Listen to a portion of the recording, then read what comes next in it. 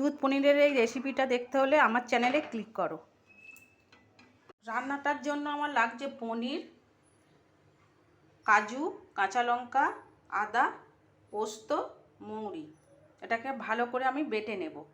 আর লাগবে জিরে গুঁড়ো, স্বাদ মতন চিনি, স্বাদ মতন লবণ, কেশরি মেথি, সাদা তেল আর দুধ।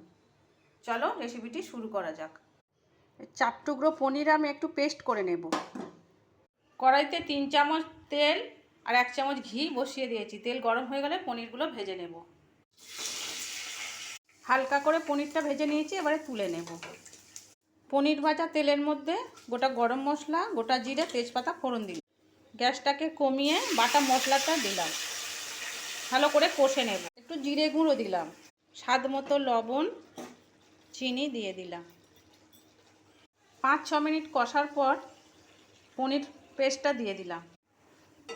তেল ছাড়া মশলাটা ভালো করে কষিয়ে নিয়েছি, দেখো একদম তেল ছেড়ে দিয়েছে। এবারে দুধটা দিয়ে দেব। দুধটা দিয়ে দিলাম। 2 মিনিট পর পনিরগুলো দিয়ে দেব। একদম রেডি হয়ে গেছে। নিরামিষ পনির রেসিপি। কেশরি পাতা দিয়ে দিলাম। এবারে নামিয়ে নেব। এই রেসিপিটা তোমরা কি নাম দেবে দিয়ে দিও। আমি তো দুধ পনির বলছি। দুর্দান্ত খেতে হয় বন্ধুরা, একবার তৈরি করে দেখো। এই রকম অসাধারণ খেতে এই দুধ পনিরটা। ভাত রুটি সবেতেই ভালো লাগবে খেতে।